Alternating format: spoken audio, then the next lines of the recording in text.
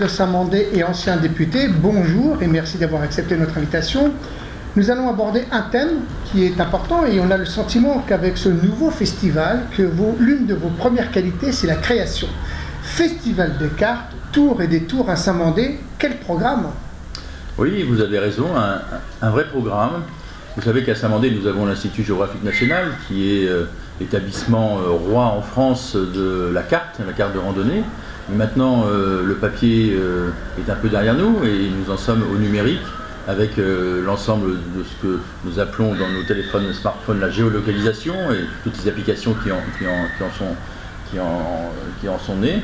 Eh bien, l'IGN est au cœur de cela et nous avons souhaité, avec le conseil municipal, lier pendant la journée des patrimoines, ce patrimoine que représente le travail de l'Institut géographique national pour la nation avec la notion de la carte. La carte, c'est naturellement le déplacement, c'est le mouvement, et puis c'est naturellement la découverte, et puis c'est le voyage, et puis c'est le rêve, c'est la randonnée, c'est la découverte. Et donc voilà, ce festival a pour but de rendre hommage à la carte et à bien d'autres choses dont on va parler, mais à la carte et à travers la carte, à cette notion eh bien, que les différences finalement, on les découvre dans la géographie, dans l'histoire, à travers les mers, les océans et les montagnes et les campagnes, et que eh bien, tout ça finalement ça nous unit. Alors entre le festival qui va avoir lieu donc du 12 au 17 septembre, et l'idée, il vous a fallu combien de temps de préparation? Parce que ça demande de l'énergie, ça demande du temps, ça demande de l'investissement, de la recherche.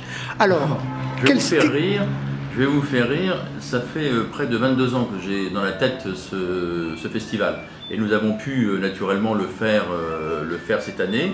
Et c'est en soi une excellente chose. Et vous avez sur le dépliant tout le programme. Et nous commençons mercredi soir par un hommage à Alexandra d'Avinel, qui est la grande exploratrice sinologue, et qui était Saint-Mandéenne, qui est née à Saint-Mandé. Et nous avons une pièce de théâtre par l'association Pierre Vivant Théâtre de Bourgogne, entrée libre à l'hôtel de ville de Saint-Mandé. Ensuite, il y a le salon du livre et du livre touristique, du voyage, du tourisme, le salon des cartes postales anciennes, il y a la découverte des villes jumelées, il y a la découverte de multiples objets et documents historiques de l'Institut géographique national, à la fois au sein même du showroom de l'IGN, mais aussi dans l'hôtel de ville. Et puis plein d'animations. La fondation Tara, qui s'occupe des mers et des océans, vient signer une convention d'engagement avec les écoles de Saint-Mandé pour que les enfants et les jeunes de Saint-Mandé prennent conscience qu'il ne faut pas salir la mer et l'océan. C'est un enjeu majeur. Et là aussi, c'est les voyages, c'est la découverte. Et c'est la nature.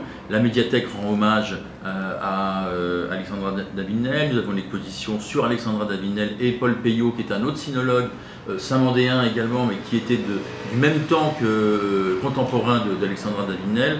Il y a un concours de photos pour les jeunes de Saint-Mandé qui nous ont fait le plaisir de faire de belles photos de leur lieu de vacances. Vous voyez, il y aura des jeux de piste, des escape games, voilà, tout ça dans les restaurants de Saint-Mandé, on pourra découvrir des plats d'origine étrangère.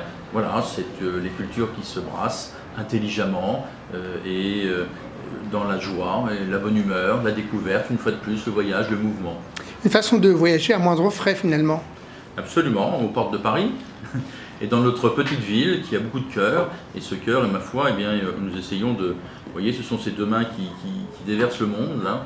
Eh bien, grâce à l'IGN, grâce à ce festival, nous souhaitons ancrer dans le temps cette rencontre à travers bien les peuples, les géographies, les histoires. Le fait de mettre en place et de proposer ce premier festival que vous avez imaginé il y a 22 ans, n'est-ce pas un rêve d'enfant qui se réalise aujourd'hui à partir du 7 ?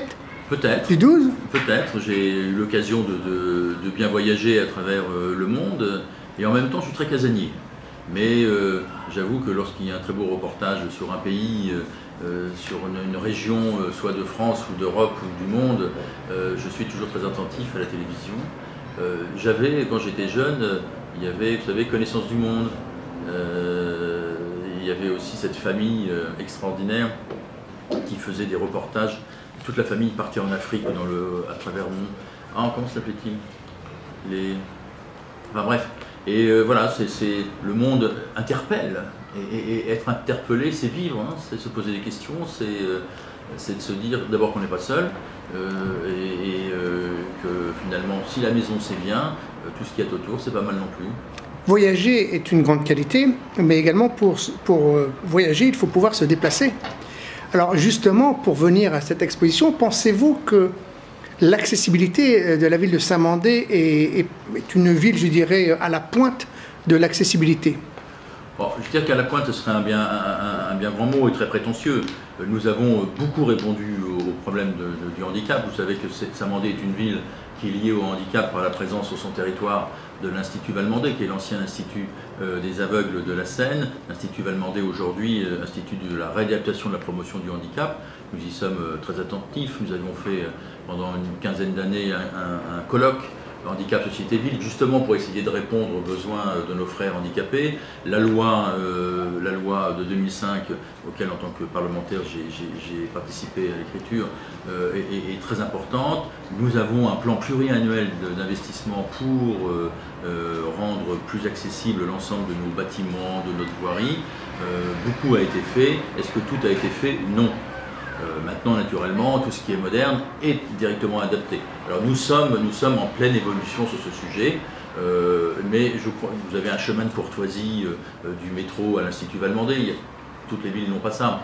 Vous avez des bips sonores pour les personnes aveugles qui vont à l'Institut, qui au carrefour disent s'ils peuvent traverser ou pas traverser. Bon, nous avons sur tous les ABC de trottoirs sont quasiment faits dans la ville. C'est systématique maintenant, donc ils sont abaissés. Et puis vous avez les éléments qui permettent à une personne aveugle et à sa canne de pouvoir se retrouver. Nous sommes très liés à l'école de guide de chiens d'aveugles qui est près de Saint-Mandé, là dans le bois de Vincennes, et nous avons fêté les 30 ans de cette école. Nous autorisons les maîtres des chiens, des familles d'accueil, à entraîner leurs chiens dans la ville pour qu'ils prennent conscience de leur rôle. Nous avons d'ailleurs fêté et parrainé le 1000e chien cette année, Monty. Donc vous voyez, nous avons un regard très pointu sur la notion du handicap. Nous avons dans le passé, pour prendre un autre exemple, accueilli le fils d'un grand artiste pianiste français, Pasolini, qui avait, vous savez, la maladie du ver. Son fils, pareil, nous avons adapté l'école, on a mis un ascenseur. Nous l'avons fait avec les parents, avec l'équipe pédagogique, avec les enfants qui prenaient soin de ce jeune. C'est un investissement finalement de la ville. Bien sûr, c'est un investissement permanent qui sert maintenant à tout le monde. Donc nous avons pour le centre sportif, l'accessibilité à la piscine par exemple, mis un ascenseur et acheté les éléments nécessaires à pouvoir permettre à une personne à mobilité réduite de pouvoir accéder à la piscine. Donc vous voyez, nous essayons là où nous pouvons de répondre aux besoins exprimés. Revenons donc à ce premier festival des cartes qui aura lieu donc du 12 au 17 septembre. Quels sont brièvement et rapidement les autres points forts de la nouvelle saison 2018-2019? Parce que le festival des cartes, ça n'est certainement que le début, Alors, vous savez, ce que je vous propose, c'est d'être là le 18 septembre à 19h. Mon adjoint Julien Veil, chargé de la culture, avec ses collègues, ils vont présenter la saison culturelle 2018-2019 et je préfère qu'ils vous en donnent primeur. Je ne trahirai comme ça aucun secret et il vous présentera tout ce qu'il a travaillé avec son équipe. Moi, je vous invite à venir dès mercredi soir pour la pièce de théâtre pour Alexandra Davinen, jouée par le Théâtre de Bourgogne, 20h, Hôtel de Ville de Saint-Mandé, place Charles-Dijon, entrée libre, et puis le festival vendredi soir, samedi et dimanche. Vous avez aussi, j'en ai pas parlé, mais le programme est sur le site de la ville de Saint-Mandé, saintmandé.fr. Nous avons aussi une exposition de peinture contemporaine d'artistes qui ont travaillé à la fois la carte et leur imaginaire. ont pris ces cartes pour donner des œuvres tout à fait remarquables. Vous avez une exposition de 5 grands photographes de Saint-Mandé qui vont être posés sur les grilles des bâtiments communaux, de telle façon à attirer l'attention du passant, pour le faire rêver aussi, et qu'ils viennent naturellement à Tour et Détour cette semaine. Là, du 12 au 17 septembre. Voilà. Monsieur le maire, merci. Je vous en prie.